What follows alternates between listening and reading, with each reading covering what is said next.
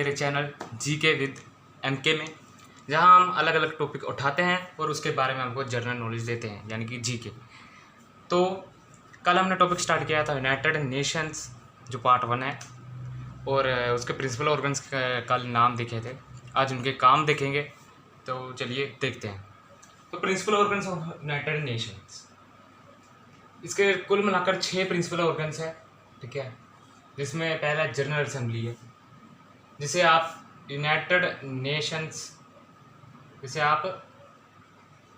Nations general assembly भी कहते हैं, ठीक है। तो देखते हैं इसका काम क्या है। ये सर्विस करता है, सर्विसिंग मतलब इसका काम क्या है, एज द मेन डेलिबरेटिव, मतलब कि सोच समझ के डिसीजन लेता है, ठीक है। डेलिबरेटिव को आप हिंदी में कह सकते हैं अधिकारहीन, ठीक है। ये सोच समझ के डिसीजन लेता है, पॉलिसी मेकिंग, पॉलिसी बनाता है, और रिप्रेजेंटेटिव ऑर्गन है यूएन का।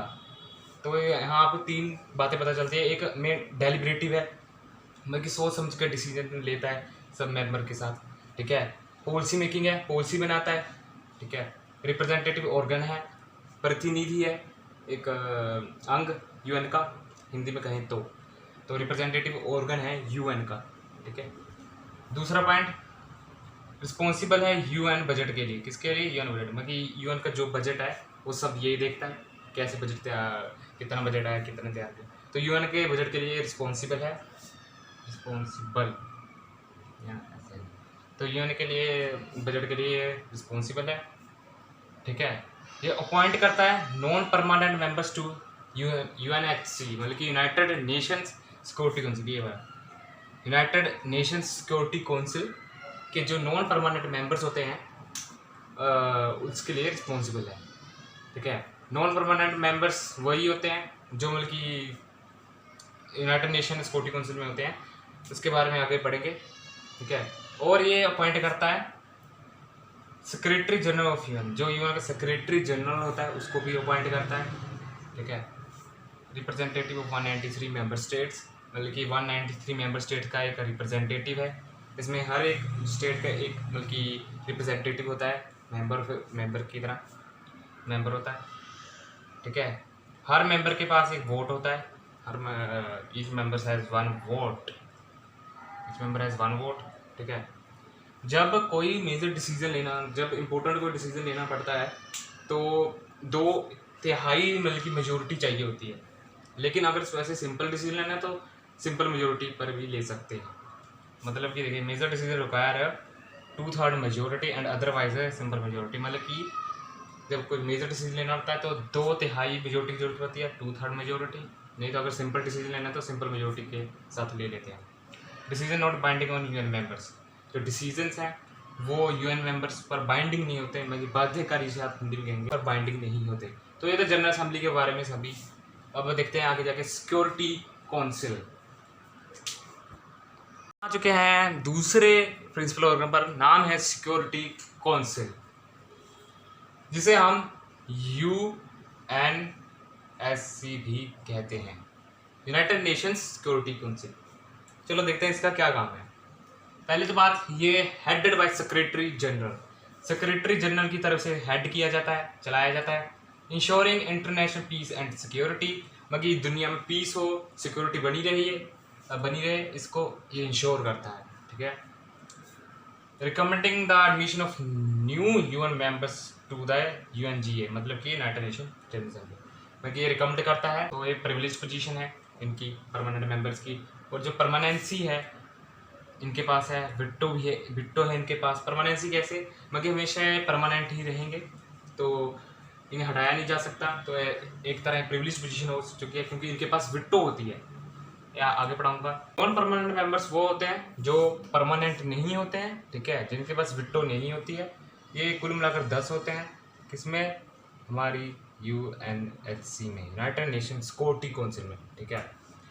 सिर्फ 2 सालों के लिए ही सिलेक्ट होता है। इनका टर्म 2 ईयर्स का होता है एक टाइम पर। और दूसरा point, a country can not be री elected immediately after completing 2 year terms, मतलब एक कंट्री उसे दोबारा, मतलब तुरंत उसके जब, मतलब एक कंट्री है, ठीक है, एक कंट्री है, उसने अपना टर्म कंप्लीट किया अभी 2 ईयर्स का टर्म, और इलेक्शन आ गई, उसे हम उसी वक्त री इलेक्ट नहीं कर सकते, क्योंकि अभी उसने तो अपना 2 ईयर्स टर्म कंप्लीट किया है, उसे फिर मेंबर बनाना ठीक नहीं है। तो एक कंट्री जो अपना टर्म कंप्लीट कर लेती है उसे तुरंत री इलेक्ट नहीं किया जाता, ठीक है।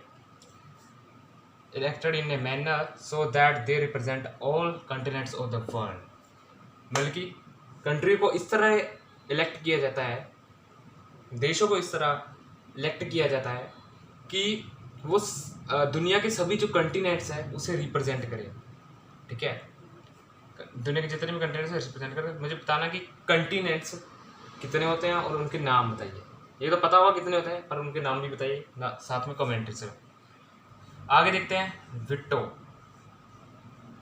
विट्टो क्या है? हम आ चुके हैं विट्टो पावर। समझते हैं कि विट्टो पावर है क्या है। मान लीजिए एक कमेटी है, ठीक है। मान लीजिए एक कमेटी है, ये भाई अपना मतलब कि हेड, ठीक है, और उसके 4 मेंबर हैं कमेटी के। सपोज करिए 4 मेंबर हैं, ठीक है। ये जो 2 मेंबर्स हैं ये हमारे हैं परमानेंट मेंबर्स, ठीक है। ये 2 जो मेंबर हैं ये हमारे हैं नॉन परमानेंट मेंबर्स। कौन से? Non permanent members. इनके पास ऐसा बेनिफिट नहीं है, ये 2 सालों के लिए होते हैं, ठीक है।